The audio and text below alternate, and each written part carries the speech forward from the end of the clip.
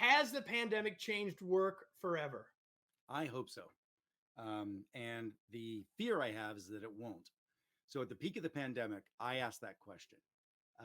This was after we got beyond thinking that this was a 2 month blip.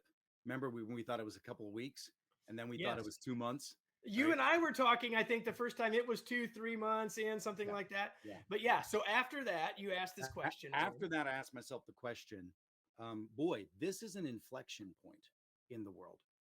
Um, what will we be saying about it when we're done, whenever that is? And nobody ever expected this.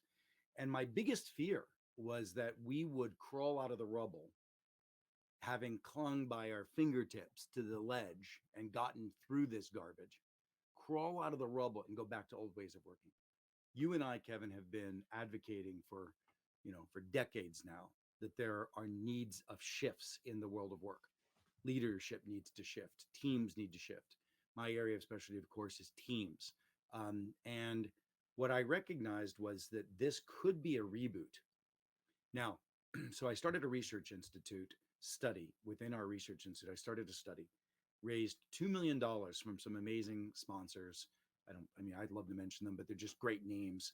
Um, and you can see it all at Go Forward to Work, because I wanted to make sure we didn't go back to work. We went forward to work. So what we did, Kevin, was we had 2,000 executives over this 2 year period, and we would interview these individuals and extract the things that they were doing that were true best practices for leading in this radically volatile world. And we found some extraordinary best practices. We found those, and then we put these executives who had these best practices into small peer-to-peer groups of 5 individuals. And then they would meet and wrestle their cumulative best practices and come out with something that they think is even better. Then we took those best practices and reapplied them in different teams. We were working with 300 different companies during this period of time in the Research Institute. And then we would see whether or not those practices move the needle on something. So we called those high return practices. This book is organized around the 4 critical attributes of leadership that need to be dialed up and the very distinct practices in order to do that. And the second half of the book talks about how do you apply those leadership practices to reinvent your business model, reinvent your workforce, etc.